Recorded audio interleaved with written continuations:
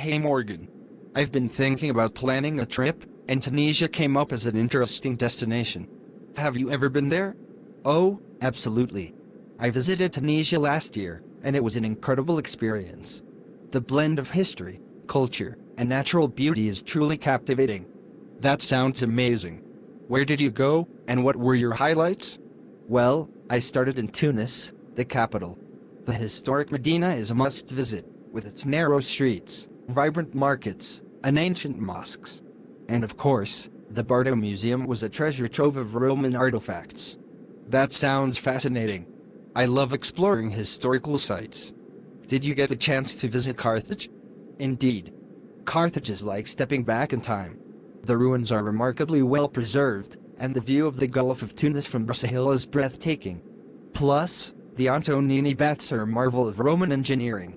I've heard about the coastal areas being beautiful too. How was your experience there? Absolutely stunning. Sidi Bou Said, with its blue and white architecture overlooking the Mediterranean, is postcard perfect. And don't even get me started on the beaches in Hammamet, crystal clear waters and golden sands. That sounds like a dream. How about the Sahara Desert? Did you venture into the southern regions? Yes! The Sahara was a highlight. I took a desert safari and camped under the stars. The vast dunes, camel rides, and the silence of the desert at night were surreal. Wow, that's on my bucket list now. Did you try any local cuisine? Absolutely. Tunisian food is a delight. From couscous to brick, a savory pastry, and the aromatic flavors of harissa, every meal was a culinary adventure. And the mint tea, it's a must-try. I'm sold. Any tips for someone planning a trip to Tunisia? Definitely immerse yourself in the local culture. Interact with the friendly locals, try the street food, and haggle in the markets. And be sure to explore off the beaten path. There's so much more to Tunisia than meets the eye. Thanks for sharing, Morgan. Tunisia sounds like a gem waiting to be discovered. I'm excited to plan my trip now. Well, not major ones, but language can be a bit of a barrier in some remote areas. French and Arabic are widely spoken, so it helps to have a few basic phrases. Also, it's advisable to check travel advisories and be mindful of local customs. Good to know. How about transportation? Was it easy to get around? Absolutely. Tunisia has a well-connected transportation system. I mostly used trains and buses, and they were reliable and affordable. Taxis are also readily available, but make sure to agree on the fare before starting the ride. That's handy information.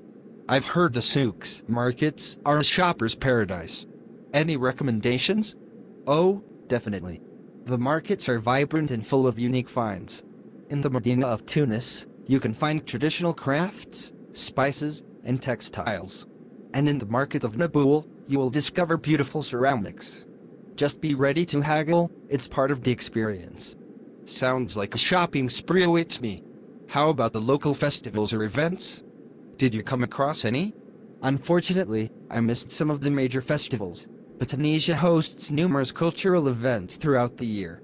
The Carthage International Festival is renowned for its music and arts performances. If you can time your visit with one of these events, it's an added bonus. I'll definitely look into that. Did you explore any lesser-known places that surprised you? Absolutely. Kairouan, the fourth holiest city in Islam, was a hidden gem. The Great Mosque and the Aghlabid Basins were awe-inspiring. Also, the town of Tozeur on the edge of the Sahara has a unique charm with its oasis and distinctive architecture. Those sound like incredible finds off the beaten path. How about the people? Were they welcoming? Extremely. The Tunisian people are warm and welcoming. I found locals always ready to help and share their stories. It added a personal touch to my journey. That's wonderful to hear. I can't wait to experience it myself. Any last-minute advice for my trip? Just go with an open mind and be ready for unexpected surprises. Tunisia has a way of enchanting you with its diversity, from ancient history to modern culture. Thanks a ton, Morgan. Your insights have me even more excited about this trip. I'll make sure to savor every moment. Absolutely. The music scene is vibrant, especially in places like Tunis and Sidi Bou Said. I caught a live performance of traditional Tunisian music, and the rhythmic beats and melodies were infectious. And the dance? You can't miss the energetic performances, often blending traditional and modern styles. That sounds like a lively atmosphere. Were there any specific cultural etiquettes or customs you found interesting? Oh, definitely. Tunisians are generally quite courteous, and a simple greeting or a salam alaikum goes a long way. Taking your shoes off when entering someone's home is a common custom, and it's a sign of respect. Good to know. Now, Tunisia has a rich history, especially with its Roman ruins. Were there any historical sites that stood out for you? Without a doubt. Douga is a UNESCO World Heritage Site, and wandering through its well-preserved ruins was like stepping back in time. The capital, the theater, and the Temple of Juno are particularly impressive. It's a history lover's paradise. I'm fascinated by history, so Douga is definitely going on my list. Did you explore any of the local crafts or artisanal products? Absolutely. Tunisia is known for its skilled artisans. I visited workshops where they crafted beautiful ceramics, carpets, and leather goods. The attention to detail and the craftsmanship were truly remarkable. It sounds like a great place to pick up some unique souvenirs. How about the accommodations? Did you stay in any memorable places? I stayed in a mix of hotels and traditional riads. The riads, especially in the Medina areas, offer a more intimate and authentic experience. The hospitality was exceptional, and waking up in a beautifully restored riad added a special charm to my mornings. That sounds like a lovely way to immerse yourself in the local atmosphere. Did you have any culinary favorites that you still crave? Oh, definitely. Tunisian cuisine is a treat. The merguez sausages, the flavorful couscous dishes, and the fresh seafood on the coast. It's a culinary journey in itself. And the dates. You can't leave Tunisia without trying the local dates. I'm getting hungry just thinking about it.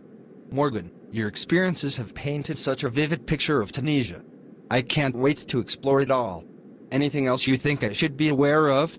Just one thing, be prepared for the hospitality to steal your heart. Tunisians have a way of making you feel like family, and that, more than anything else, makes Tunisia a truly special destination. That's heartwarming to hear. Thanks a bunch, Morgan. Your insights have been invaluable in shaping my itinerary. I'll be sure to soak in every aspect of Tunisia. I'm curious about the environmental aspects of Tunisia. How's the country in terms of eco-friendly practices and nature conservation? Great question, Alex. Tunisia is making strides in eco-friendly initiatives. There are efforts to preserve natural sites, especially in the Sahara region. Some tour operators even offer eco-friendly desert excursions with minimal environmental impact. That's wonderful to hear. Responsible tourism is crucial. Did you have any encounters with the local wildlife during your travels? Absolutely. In some of the more remote areas, I came across unique desert flora and fauna. The birdwatching opportunities are fantastic, especially in places like Culinary National Park.